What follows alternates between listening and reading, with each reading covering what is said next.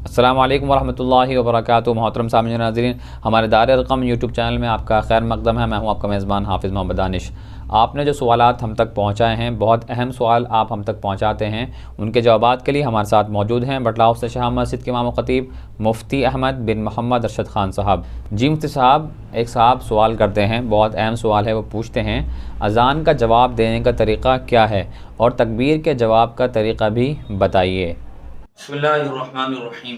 مذکورہ سوال کا جواب یہ ہے کہ حضور اکرم صلی اللہ علیہ وسلم نے اپنی ایک روایت میں ارشاد فرمایا، اذا سمعتم المؤذن فقولوا مثل ما یقول، یعنی جب تم مؤذن کی زبانی اذان سنو تو جو کلمات وہ کہہ رہا ہے تو تم اس کے جواب میں وہی کلمات کہو، لیکن جب مؤذن حی علی الصلاۃ اور حی علی الفلاح کہے، حی علی الصلاۃ اور حی علی الفلاح کو حی علتین کہا جاتا ہے، تو ان دونوں کلمات کے جواب میں لا حول ولا قوت الا باللہ کہا جائے گا، اور نماز سے پہلے جب تکبیر کہنے والا تکبیر کہے گا تو اس کے جواب میں بھی وہی تمام کلمات دہرائے جائیں گے جو وہ تکبیر میں کہہ رہا ہے۔